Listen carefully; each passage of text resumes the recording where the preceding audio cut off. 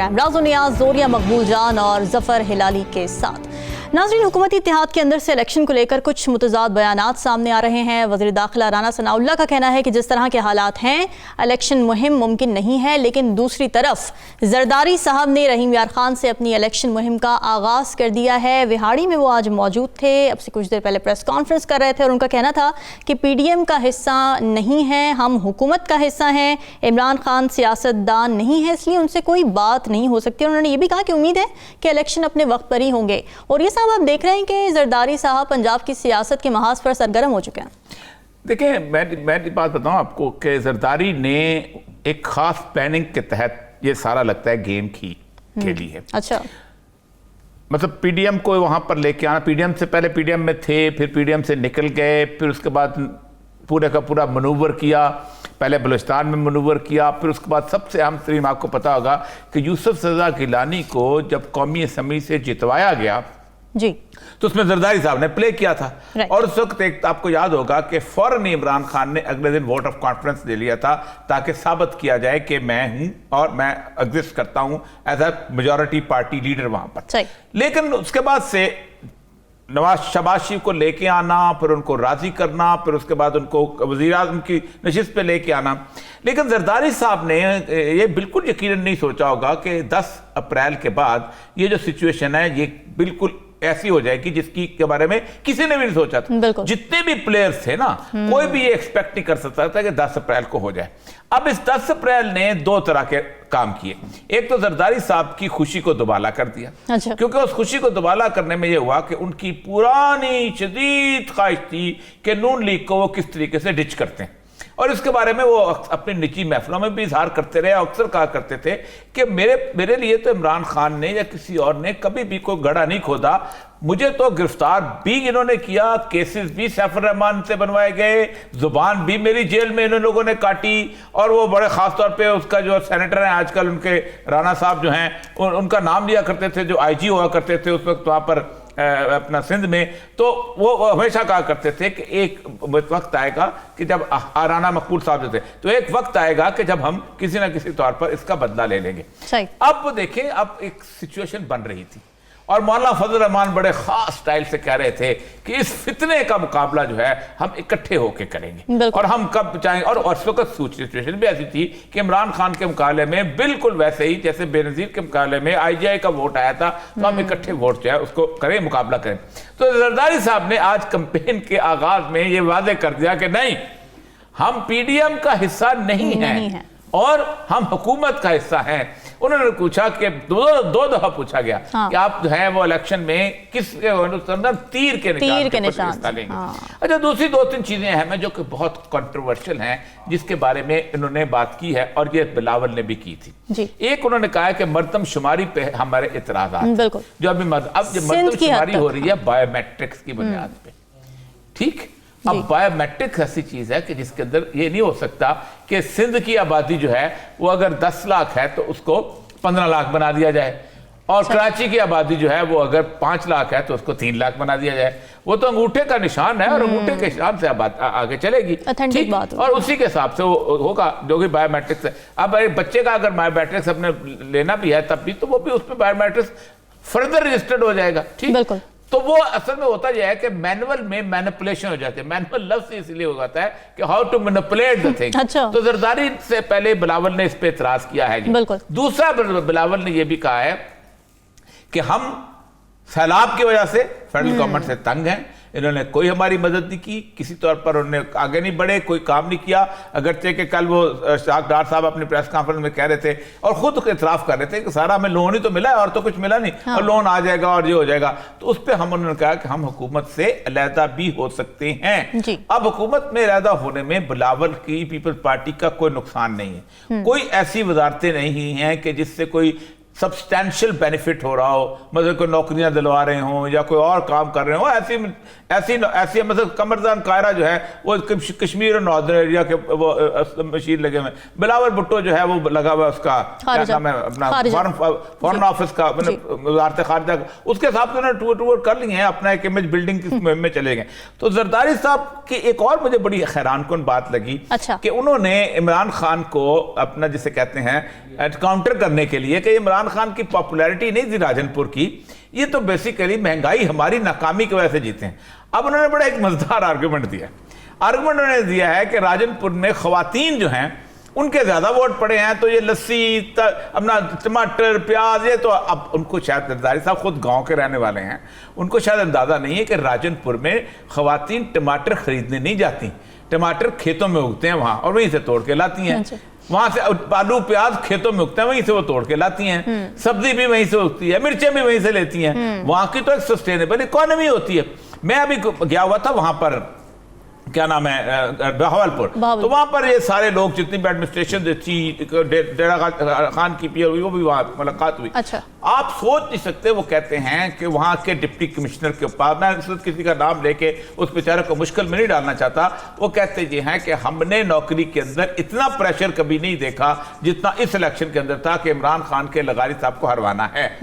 बल्कि उन्होंने कहा यहां तक हमने किया कि एक बंदे ने इनकार किया, उसके साथ कुछ वोट थे, हमने उसके 100 बकरियां थी, हम बकरियां उठा के हमने थाने में बंद कर दी। अच्छा। और ये वाकई इस तरह के कई और वाकयात हुए, लेकिन उसके बावजूद 40,000 वोट जीता। तो जरदारी साहब जो है वो अगर एक बहाना बनाना चाहते हैं, और फिर उसके बाद एक और बड़ी अजीबोगरीब सी मिसाल दी कि जी माशियत हम संभाल लेंगे। उन्होंने कैसे संभाल लेंगे? उन्होंने कहा 2008 में दुबई डूब गया था, अब दोबारा बन गया। ओ भाई, 2008 में पूरी दुनिया डूब गई थी।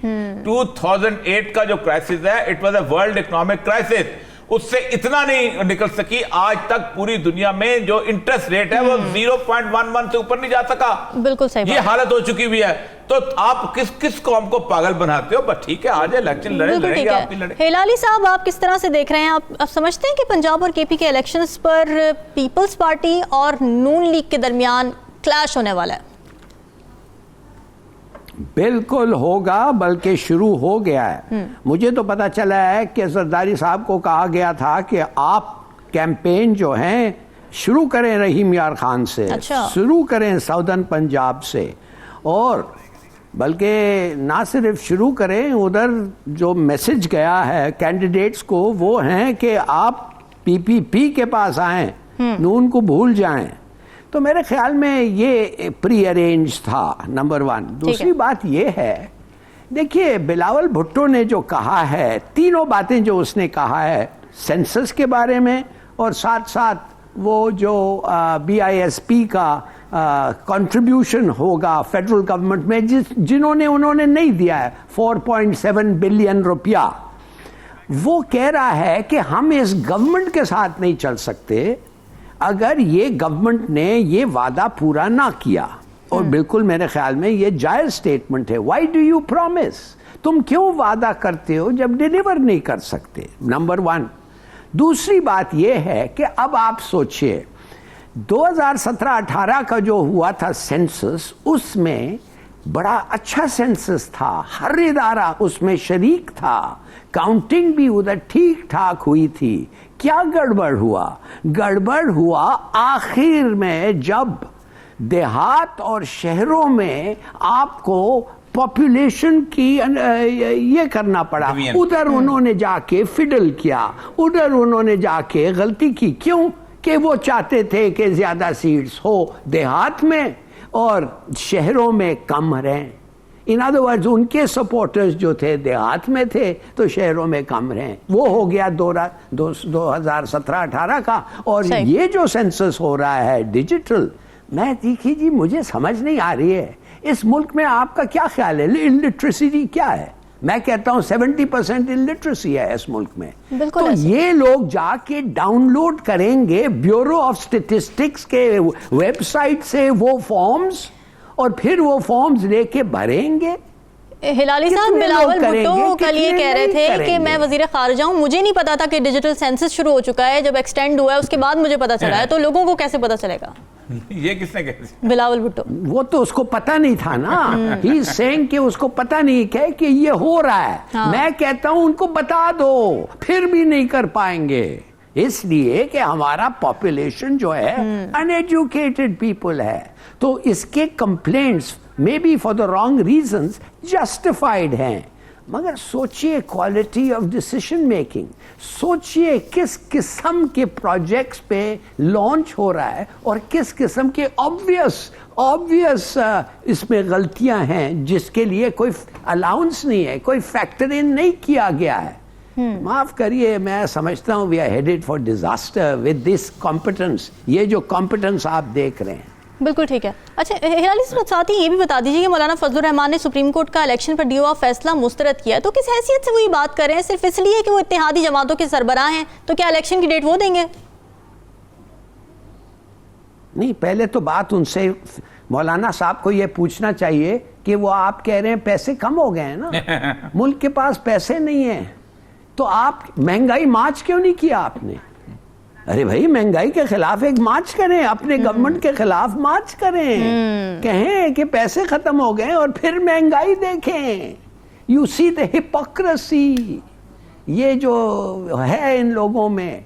मेरे बारे इनको आप क्या, इनके बारे में आप क्या सुनना चाहते हैं? माने कि वो उन्होंने क्या है ये नहीं किया, 10 सीट्स हैं, 12 सीट्स हैं, और क्या है? Basically nothing else. और सबके खिलाफ कि ये हमारे खिलाफ हैं, ये प्रिवेंटिंग इलेक्शंस और ये वो। देखिए सीधी सादी बात है, मौलाना साहब जो हैं, ठीक है, अच्छा। माफ करिए, उनके जो वालिद साहब थे मुफ्ती साहब, वो एक व्हाट यू कॉल मंजे हुए सियासतदान थे। अच्छा, मौलाना साहब इज अ सेंसेशनलिस्ट, प्रोपेगेंडिस्ट। बिल्कुल। अच्छा, औरिया साहब, मौलाना फजलुर रहमान साहब ने कहा है कि जी केपी और पंजाब में मईशत और अमन अमान की सूरत हाल की वजह से इलेक्शन करवाना मुमकिन नहीं है, तो किस ओहदे के तहत उन्होंने ये डिसाइड किया है? क्या मौलाना फजलुर रहमान साहब वजीर दाखिला खैबर पख्तूनख्वा या फिर वजीर खजाना है?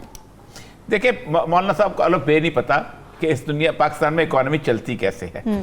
पाकिस्तान में इकोनॉमी जो है वो डेफिसिट फिनांसिंग से चलती है, और डेफिसिट फिनांसिंग का मतलब ये होता है कि अगर आप 4000 रुपया कमाते हैं और आपका खर्चा 5000 है, तो आप 1000 रुपये के नोट छापते हैं। ठीक, अच्छा। ये सारी प्लानिंग यही होती है। ठीक, अब अगर अब इलेक्शन का खर्चा आपका आ गया है, तो आप डेफिसिट फिनांसिंग के जरिए आप जितने अरब, अगर 4000 अरब आपका है, तो आप 80 अरब के नोट छापेंगे। ये कोई डॉलर तो नहीं है बाहर से लेके आने हैं आपने। आप मुझे 1 घंटे के लिए फाइनेंस सेक्रेटरी लगा दें, मैं आपको 80 अरब रुपया निकाल के दे देता हूँ। अच्छा, ये मेरा चैलेंज है। मौलाना साहब को कुछ पता नहीं है, मसला सारा ये है कि मौलाना साहब, और दूसरी बात सबसे अहम बात है कि मौलाना साहब चाहते हैं कि इलेक्शन ना हो, और इलेक्शन आ गया, इसका मतलब यह है कि पाकिस्तान तो कभी भी अमीर नहीं होगा। जब तक हम अमीर नहीं होंगे तब तक हम इलेक्शन नहीं होंगे, जब तक हमारी पर कैपिटा इनकम इतनी नहीं होगी तब तक इलेक्शन नहीं होंगे, जब तक हमारे यहाँ रोज कत्ल गारत खत्म नहीं होगी हम इलेक्शन। औरिया साहब, एक और अहम बात, छोटा सा आपने 1 मिनट में कमेंट करना है इस बात पे। मौलाना साहब ने ये भी कहा है कि अदालतों का एहतराम करते हैं, लेकिन अदालतों ने अभी तो 90 दिन में इलेक्शन का हुक्म दे दिया, मगर मुशर्रफ दौर में 3 साल का वक्त दे दिया गया था। तो मेरी तो याददाश्त औरिया साहब थोड़ी बुरी है, आपको याद है कि मुशर्रफ साहब के इत्तेहादियों में कौन कौन था? मुशर्रफ साहब के उसी 3 साल के अंदर इलेक्शन हुए थे और मौलाना फजलुर रहमान इलेक्शन जीते थे। exactly. और केपीके में उनकी और काजी हुसैन अहमद की जमात इस्लामी की गवर्नमेंट बनी थी और उन्होंने 17वीं अमेंडमेंट की थी और उन्होंने मुशर्रफ को वर्दी के अंदर जायज करार दिया था। ये गुनाह है जो कि मौलाना फजलुर रहमान के कंधे के ऊपर पूरी जिंदगी के दिए रहेगा। बिल्कुल ठीक है। नाज़रीन, डिस्कशन का सिलसिला जारी है, वक्त है break, with us.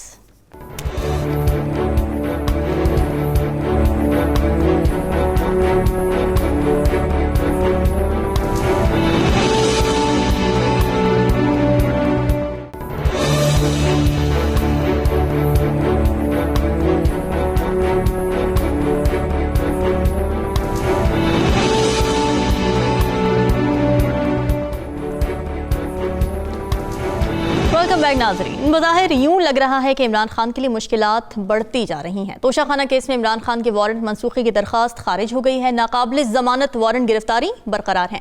Tehreek Insaf ने अदालती फैसला हाई कोर्ट में चैलेंज करने का ऐलान कर दिया है। इससे कबल इस्लामाबाद पुलिस इतवार वाले दिन इमरान खान की गिरफ्तारी के लिए जमान पार्क पहुंची थी। इस मौके पर क्या कुछ होता रहा उस पर बात करेंगे, जबकि दूसरी जानिब आज नैब लाहौर टीम ममनुआ फंडिंग में नोटिस वसूल कराने जमान पार्क गई थी। हिलाली साहब, कल जब इस्लामाबाद पुलिस जमान पार्क पहुंची, सुबह से लेकर रात तक जिस तरह के मनाजिर हमने देखे, पूरा शहर चौक हो गया था। गिरफ्तारी होगी नहीं होगी, एक अजीब कशमकश की सूरत हाल थी और ये इत्तलात भी थी कि वाटर कैनन मंगवा लिए गए हैं, एंटी राइट फोर्स तैयार है। तो हो क्या रहा था कल? अब किसकी बात आप मानेंगे, इसलिए कि 2 वर्शंस हैं। एक वर्शंस तो है वो जो हुआ, हम सब ने देखा, एक पुलिस पार्टी गई और नाकाम हो गए। दूसरा वर्शन ये है, वो थोड़ा सा ज़्यादा इंटरेस्टिंग है, उसके सुनिए तो सही। देखिए रामीन, आप सुन रहे हैं कि उसी किस्म के थ्रेट्स आ रहे हैं इमरान खान के खिलाफ, जो बीबी के खिलाफ आ रहे थे, जब वो आ रही थी वापस, और पता नहीं क्यों उस वक्त भी कुछ लोग जो थे उनको सीरियसली नहीं लिया वो थ्रेट्स को, और नतीजा क्या हुआ? नतीजा सबको पता है क्या हुआ। मेरे ख्याल में हमें सोचना चाहिए, टेक इट सीरियसली, जो भी हैं थ्रेट्स, टेक इट सीरियसली। दूसरी बात, देखिए हर केस में इनको बेल मिल गया, प्री बेल मिल गया, हर केस में, एक्सेप्ट एक केस, और वो है ये तोशाखाना केस। क्यों? ये क्या हुआ है घड़ी के ऊपर? क्या बड़ी बात है? इसलिए मेरे ख्याल में कि ये केस जो है वो नून जो है वो कह रहे हैं कि ये चोरी का केस है। तो अगर चोरी के केस में वो अरेस्ट हो जाए तो उनका एजेंडा, उनका कहानी, उनका नैरेटिव बढ़ता है। तो मेरे ख्याल में ये सब हमें सोचना चाहिए। सर अभी तो पेशी का मामला है ना, अभी तो सर नहीं है, सर अभी इमरान खान वो पेश नहीं हो रहे, इसलिए उनकी गिरफ्तारी हो रही है। नहीं, चोरी का नहीं, इस वक्त तो पेशी का मामला है, वो पेश नहीं हो रहे अदालत में। उसको दे देना, दूसरों में तो पेश भी नहीं हुआ ना। He did not go to every case. Pre bail, उसको प्री अरेस्ट बेल मिल सकता था। तो क्या बड़ी बात है? आप क्यों इंसिस्ट कर रहे हैं कि पेश होना? क्या बड़ी बात है? घड़ी is involved. No, it is not the gravity of the theft, it is the fact कि उसके खिलाफ चोरी का इल्जाम पे वो अरेस्ट होगा। वो नून का जो मकसद है वो सर्व होता है। दूसरी बात मैं आपको बताता हूँ क्या चीज़ है उसके खत में इमरान खान के जो चीफ जस्टिस को लिखा है जो गलत है। वाकई उसका life, isn't his life in danger? क्या आप कह सकते हैं? हमने देखा किस किस्म के क्राउड्स आते हैं और कितने नजदीक उससे पहुंचे। किस किस्म का सिक्योरिटी है भाई? वो कोई सिक्योरिटी नहीं है, कोई भी नजदीक जाके कुछ भी कर सकता है। तो मेरा अपना ख्याल है कि ये जो हो रहा है इस वक्त, इसको we should take it seriously. क्या कोर्ट रूम्स जो हैं, हमारे कोर्ट रूम्स को design with a view of security नहीं, उनको दे बीन डिजाइन के जज सुन सकता है लॉयर्स को, डिफेंडर्स को। अच्छा ओरिया साहब, हमने तो ये सब जब चीजें आप देख रहे हैं। जी ओरिया साहब, हमने कल ये देखा था कि कानूनी तौर पे कुछ कंफ्यूजन पाई जा रही थी। जो पीटीआई की तरफ के वकील थे वो ये कह रहे थे कि जी 7 मार्च को अगर पेश ना हुए तो गिरफ्तारी होनी है, लेकिन आईजी इस्लामाबाद जो है वो इस बात पर अड़े हुए थे कि नहीं जी, हमें तो अहकामात हैं कि गिरफ्तार करके 7 मार्च को पेश करना है। तो ये जरा थोड़ा सा बता दीजिए। मैं तोशाखाना का केस को क्लियर कर दूं। तोशाखाना का केस बुनियादी तौर पर इमरान खान के ऊपर इस बात का इल्जाम है कि उन्होंने तोशाखाने की जो घड़ी क्या इनकम थी वो उसको इलेक्शन में नहीं अपना उसको छुपाया, गोशवारे में नहीं लिखा। इतना केस है, क्योंकि तोशाखाने की घड़ी के चोरी हो साबित नहीं कर सकते थे, इसलिए ये इलेक्शन कमीशन का केस है। इलेक्शन कमीशन इसके ऊपर नाअहल नहीं कर सकता था, इसलिए उन इलेक्शन कमीशन ने एक कोर्ट को भेजा कि आप देखें कि क्या वाकई इसने कोई ऐसी हरकत की है, ठीक है, जैसे छुपाने की। उसकी जो नाअहली हुई थी उसके ऊपर बाकायदा सुप्रीम हाई कोर्ट ने डिसीजन दिया कि इसकी नाअहली सिर्फ एक मियां वाली की सीट में हुई है, आप ये इलेक्शन लड़ सकता है। हाँ, उसके बाद 7 सीटों पे इमरान खान इलेक्शन लड़ा और जीता। मसला ये नहीं है, मसला इस वक्त यह है कि एक सेशन जज से वो उनकी करना चाहता। अब इस्लाम उन्होंने ले लिया, उन्होंने वारंट ऑफ अरेस्ट। अब आप रियासत को मजाक बना रहे हैं रोज। जरा सुना सुने, हम जब करना चाहेंगे तो कर लेंगे भाई। कभी कभी तुम यहां करना चाहते हो, कभी तुम यहां करना चाहते हो, कभी जब तुम्हें पता है कि तुम गिरफ्तार करने की अहलियत नहीं रखते हो। पाकिस्तान के अंदर बार बार बताया है कि जब कोई आदमी इस सतह पे आ जाए कि उसकी पॉपुलैरिटी का लेवल ये हो कि उसके लिए क्राउड जमा हो जाए, तो पाकिस्तान की एडमिनिस्ट्रेशन और पुलिस की जो बेसिक स्ट्रेंथ है उससे मैं जाती तौर पे वाकई को नहीं कर सकते। अब मसला क्या है? केसेस क्या हैं आपके? केसेस आपके ये हैं कि जनाब आप जहां जाएंगे, आप हाईकोर्ट में गए, आप पे मुकदमा लग गया कि आपने बलवा किया, आपने ये किया। आप इस्लामाबाद गए, आप पे मुकदमा। अब कितने लोगों को आप रोक सकते हैं? उसके साथ लोग हैं, ठीक। फिर आप उसके ऊपर जितने मुकदमे बना रहे हैं वो बुनियादी तौर पे इस चीज के बना रहे हैं कि इस बंदे के ईमा पर हुआ। अब ईमा साबित होगा, कैसे साबित होगा? क्या 4000 बंदों से पूछेंगे कि मैं इमरान खान ने कहा था कि चलो तुम वो उसके अंदर दाखिल हो जाओ, नहीं कहा था। वो जहां जाता है तुम्हारे पीछे बंदा को नहीं आता, तुम्हारे साथ बंदा। तुम इमरान मरियम नवाज जब जाया करती थी तो 50 बंदे घर से चलते थे जो फूल गिराने वाले होते थे। आपको टोटल, अब कल पेश हुआ है वहां पर सलमान शहबाज, 6 बंदे थे उसकी गाड़ी पे फूल निशावर करने वाले। मसला आप करना क्या चाहते हो? अब पूरा दिन एक तमाशा लगा। मैं आपको बताऊं कानूनी हैसियत क्या है। ये मैंने खुद 12-13 इस किस्म के वारंट जारी किए हैं अपनी जिंदगी के अंदर। अच्छा। इसे कहते हैं warrant of arrest to ensure the appearance in the court. अब ये मैं उसका पढ़ देता हूं। The accused be summoned through non bailable warrant of arrest for 7/3/2023 notice be given to the party to the surety for appearance of the accused at fix. ये क्यों लिखा जाता है नोटिस बी गिवन? एक आदमी नोटिस सर्व करता है और उसके बाद उसकी जाती श्योरिटी लेता है या 2 और लोगों की श्योरिटी लेता है कि ये आदमी 7 तारीख को वहां अपीयर होगा। अब अगर वो 7 तारीख को वहां अपीयर नहीं होता तो फिर होता यह है कि श्योरिटी कॉल की जाती है कि क्यों नहीं आ, और श्योरिटी उसकी खत्म की जाती है और उसके परमानेंट वारंट ऑफ अरेस्ट जारी किए जाते हैं। परमानेंट वारंट ऑफ अरेस्ट ये है warrant of arrest for making the surety to appear before the court. ये इसको सेक्शन 90 और सेक्शन 91 सीआरपीसी ये रूल गवर्न करता है। आज तक इसके तहत कभी किसी को वारंट ऑफ अरेस्ट करके पेश नहीं किया गया। पहले होता यही है कि अपीयरेंस को डिनाई होता है, अपीयरेंस के या होने भी थे तो 7 के बाद इसके, लेकिन तमाशा बनाया गया। एसपी साहब आ रहे हैं, अंदर जा रहे हैं, वापस आ रहे हैं लोग। अगर ओ भाई तुम्हारी एक एक चीज से वो शख्स पॉपुलर होता जा रहा है, तुम्हें जरा सी अकल नहीं है, तुम्हें जरा सा होश नहीं है। यानी आप सोचें कि इमरान खान की पॉपुलैरिटी एक रूटीन के लेवल पे आ गई थी। जिस दिन वो इस्लामाबाद पे पेश हुआ है उस दिन के बाद हो ये रहा है कि उसकी पॉपुलैरिटी का ग्राफ यूं बढ़ गया है जिसकी हिसाब ही नहीं। जिस दिन वो वापस आया तब बढ़ गया है। अब एक और बड़ी अहम चीज जो हिलाली साहब ने बात की है, इमरान खान पे क्या सब्सटेंशियल थ्रेट है कि नहीं है। नाज़रीन, डिस्कशन का सिलसिला जारी है, वक्त हुआ एक ब्रेक का। Stay with us.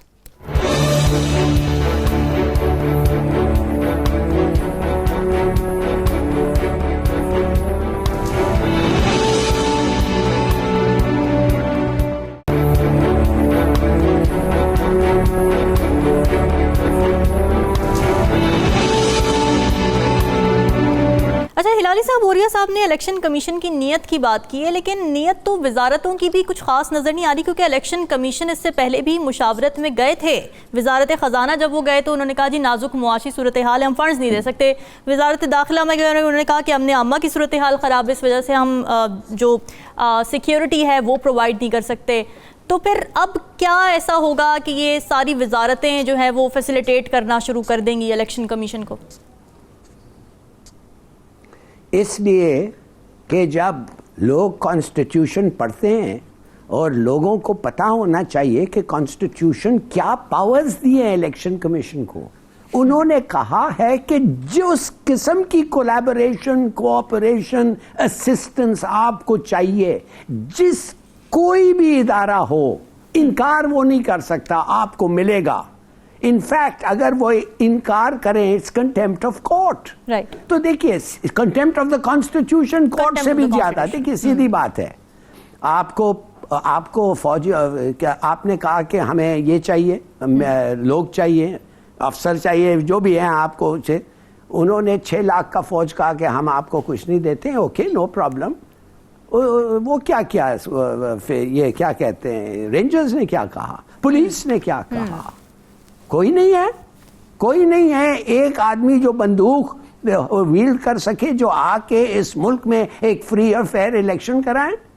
अच्छा, फिर आप कहते हैं मटेरियल सपोर्ट और फंड्स आप जाते हैं, वो ठोक के निकाल देते हैं आपको।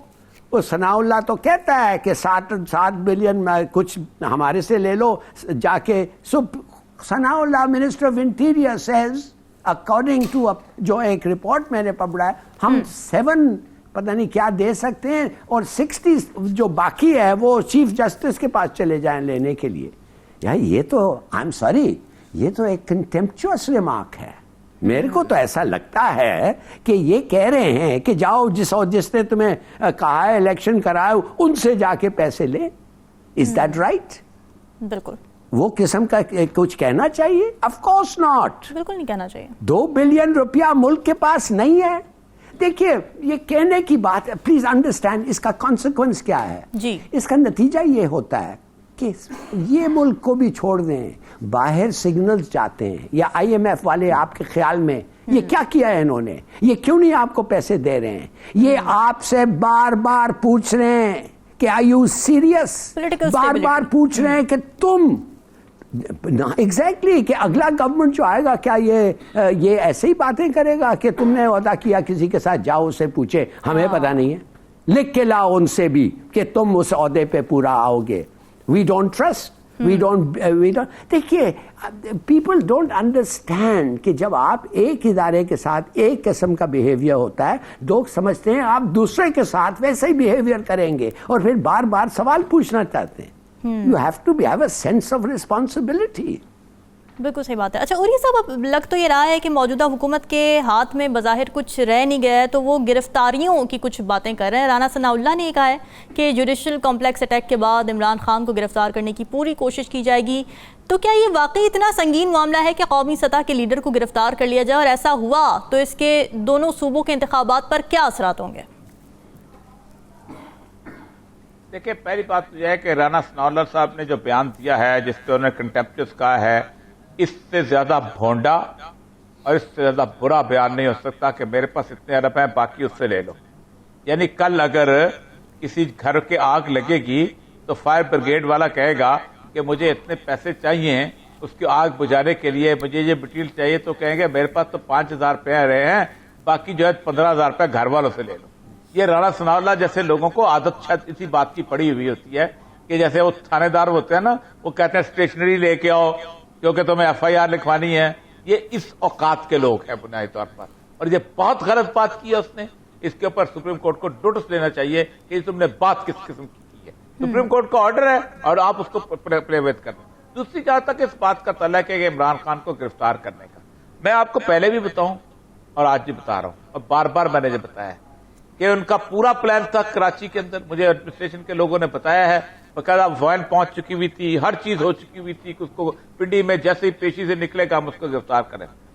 इतनी पब्लिक वहां आ गई थी कि ये इसको इंप्लीमेंट नहीं कर सके। कहते हम भी 10,000 ले आएगा, तो ले आओ, तुमने तो पूरी कोशिश की थी। नैब की पेशी पे ऊपर जब बेनजीर गई थी तो ट्रकों के अंदर पत्थर, बेनजीर कह रहा हूं, मरियम गई थी, पत्थर भर भर के लेके गए थे। क्या कुछ नहीं आपने नैब पे तमाशा लगाया था। आपकी गाड़ी के ऊपर रायवंड से और अपना बिलावल हाउस से पत्तियां फूल वाली लेके आते हैं, बकायदा उसके अंदर वो आके निछावर करते हैं। एक एक बंदे को हम पहचानते हैं, इस दफा किस भट्ट साहब ने निछावर करना है और इस दफा किस साइंस सोमरो साहब ने निछावर करना है, सबको पता है। आप भी ले आओ इमरान खान के मुकाबले में, हम देख लें, यही पता चल जाएगा कौन कितने पानी के अंदर है। बिल्कुल ठीक है। हिलाली साहब, आपको क्या लगता है इमरान खान को गिरफ्तार करने की कोई कोशिश क्या इलेक्शन मौखिर करने के लिए इस्तेमाल हो सकती है, और क्या इमरान खान की गिरफ्तारी का कोई पॉलिटिकल गेन भी मिलेगा PDM को इलेक्शंस में?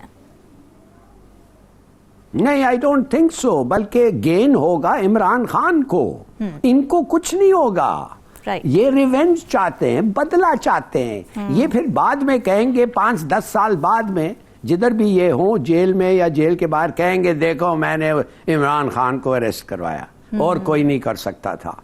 देखिए ये सब it is all revenge politics, इनके खून में नहीं है फ्रेंडली ऑपोजिशन, लॉयल ऑपोजिशन। इसलिए ये सिस्टम जो है चल नहीं सकता, मगर बहुत देर, बहुत टाइम लगेगा। देखिए ये सिस्टम 1970 में व्हाट डिड इट शो कि आपका अपोनेंट आपका दुश्मन है और कुछ नहीं, वो आपका दुश्मन है। मुजीबुर रहमान आपका दुश्मन है, तो फिर आप उसके साथ एक तरफ से आप कहते हैं दुश्मन है, दूसरी तरफ से कहते हैं उसे बात करो, उसके साथ मिलाप करो, उसके साथ कोलैबोरेट और कोऑपरेट करो। कैसे हो सकता है? आपके ज़हन में नहीं है ऐसी चीज। और don't call him your enemy, आपका इख्तिलाफ करता है आपके पॉलिटिक्स से, good, he is your opponent, he is your political opponent. नहीं, ये दुश्मन समझते हैं।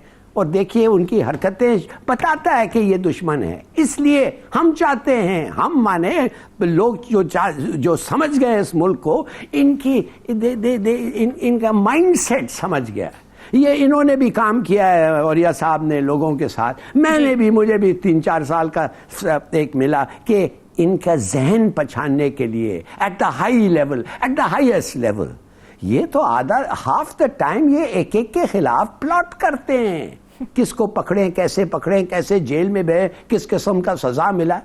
आपने तो सुना है जजेस को फोन करके कहते हैं और डालो इसको, और सजा दो, ये बहुत कम दिया है।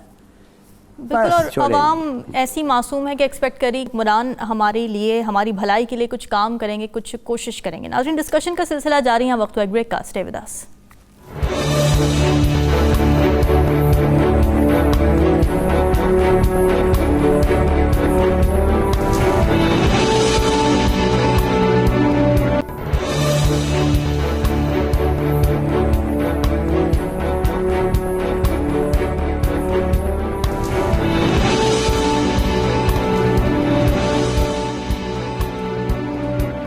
वेलकम बैक नाजरीन। पाकिस्तानी शोबिज़ इंडस्ट्री एक कीमती असासे से महरूम हो गई। खूबसूरत तबीयत के मालिक मोहम्मद कवी खान 80 साल की उम्र में इंतकाल कर गए। उनकी जानदार अदाकारी और मुतासिर कुन शख्सियत ने स्क्रीन पर आने वाले उनके हर किरदार को 4 चांद लगा दिए। कवी खान ने अपनी नाकाबिले फरामोश करियर के बायस सदारती अवार्ड्स, तमगा बराए हुस्न कारकर्दगी समेत कई कौमी और बैनुल अक़वामी अवार्ड्स अपने नाम किए हैं। और ये सब आपने कवी साहब के साथ काम किया था, कैसा पाया था आपने उनकी शख्सियत को? कवि साहब एक साले इंसान थे, नेक आदमी। मेरा ड्रामा कफस जो था ये लाहौर से हो रहा था। अच्छा। और उसमें कवि साहब का किरदार था एक ईमानदार ब्यूरोक्रेट का। अच्छा। जिसने ज़िंदगी के अंदर बिल्कुल कुछ असासा नहीं बनाया होता, और उसकी एक बेटी होती है जो उससे बहुत प्यार करती है, और वो एक सुजुकी गाड़ी के अंदर घूम रही होती है, और उसके बाद वो एक कैंपेन करता है कि पूरे पाकिस्तान के अंदर जो ईमानदार ब्यूरोक्रेट हैं उनका कोई साथ दो, खा मीडिया में हो, खा बाकी जगह पे हो, उनका कोई साथ नहीं देता। अच्छा। तो वो बहुत ज़बरदस्त किया। तो मैं जब पहली दफ़ा लाहौर आया तो लाहौर में उसमें बड़े बड़े लोग थे उस ड्रामे के अंदर। सोहेल अहमद थे, उसके बाद अपना वो क्या नाम है, जमील फ़खरी थे, और उस तरह के काफ़ी लाहौर के तकरीबन सारे ही बड़े बड़े लोग थे उसके अंदर। आयशा सना का पहला रोल था। अच्छा। तो मैं जब पहले आया तो मैं रिहर्सल कराने के बाद जब बाहर निकला तो मैं जाने लगा, PTV में ना ऊपर जाके 30वें फ्लोर पर मस्जिद बनी लाहौर, तो मैं जाने लगा ऊपर, तो मेरे पीछे पीछे कवि भी आ गए। तो मैंने कहा आप किधर भाई? कहने लगे जहाँ आप जा रहे हैं। अच्छा। तो मुझे पहली दफा एहसास हुआ कि कितना साले आदमी है कि उसने बिल्कुल इस बात का एहसास तक नहीं होने दिया कि वो नमाज में जा रहा है। मैं भी आराम से उठ के आ गया, वो मेरे पीछे पीछे आ गया, उसको अंदाजा हो गया कि हम दोनों नमाज पढ़ने जा रहे हैं। उसके बाद कवि साहब का मैं बचपन से फैन था, जब हम बहुत शिद्दत से फिल्में देखा करते थे। और मुझे अच्छी तरह याद है कि उसकी वो पुरानी फिल्मों में एक जगह पे वो ट्रेन के अंदर वो मुझे अब याद फिल्म आ रही जिसमें वो इसका एक मुहावरा होता था कि business is a business and a cup of T is a cup of T. और फिर उसके बाद वो एक बड़ी मशहूर वो तेरा मेरे जीवन के संग रहेगा वाला जो गाना था जिसमें वो गा रहा होता है, और वो उसके अंदर वो जिस तरह वो शानदार तरीके से जिसे कहते हैं ना वो उसके तासरात हैं अदाकारी की। लेकिन एक चीज़, अपने दौर के जितने भी लोग थे उनके साथ, उसके साथ मतलब ख़याम सरहदी थे, उनके साथ जमील फ़खरी थे, उसके साथ उसके बाद बाकी जो लोग, वो सारे कवी खान को अपना उस्ताद कहते थे। अंधेरा उजाला में जिस तरीके से उसने एक ईमानदार SP के तौर पे उसका किरदार अदा किया है, वो कमाल का किरदार था। और फिर उसके बाद जैसे कहता है वैरायटी उस शख्स के अंदर। एक और मैं हम तरीन बात बताऊं जी, गालिब का किरदार उन्होंने अदा किया था। एक सीरियल गालिब की बनी थी, नसीरुद्दीन शाह से कई गुना बेहतर गालिब का किरदार अदा किया था। नसीरुद्दीन शाह तो शेर गलत पढ़ता था, मतलब नसीरुद्दीन शाह ने एक जगह पर बना है शाह का मसाहिब फिरे है इतरा था वो क्या। और फिर उसके बाद हलाली साहब नाराज ना हो जाए, वो हैदराबादी जुबान बोलता था, जबकि गालिब की जुबान हैदराबादी नहीं थी, वो वहां की जुबान बोलता था, वही खे और ये चीजें बोला करता था। हिलाली साहब 2 हफ्तों में तीसरा बड़ा नाम हमसे बिछड़ गया, क्या कहना चाहेंगे आप? खिराज तहसीन किस तरह से पेश करेंगे कवी खान को? काश के मैं कवी खान साहब के ड्रामा देखता था कि फिर मैं आपको वाकई कह सकता था, मगर मेरे ख्याल में हमने अब थ्रू दी वर्ड्स ऑफ हमारे दोस्त औरिया साहब, जो उसके बारे में मैंने अभी सुना है, ये 5 लम्हे में सुना है। आई एम सो हैप्पी कि इतना अच्छा आदमी था। मेरी वाइफ भी एक एक्ट्रेस इन अ सेंस जी, जी। है, शमीम हिलाली। जी। मैंने सोच रहा था आप पूछेंगे आपने कोई ड्रामा देखा, तो मैंने सिर्फ उनके ड्रामे देखे हैं। अच्छा। मगर ये मैं ज़रूर कह दूं कि सर उन्होंने भी उनके कवि साहब के साथ काम तो मुझे किया होगा। एक्ट्रेस जी।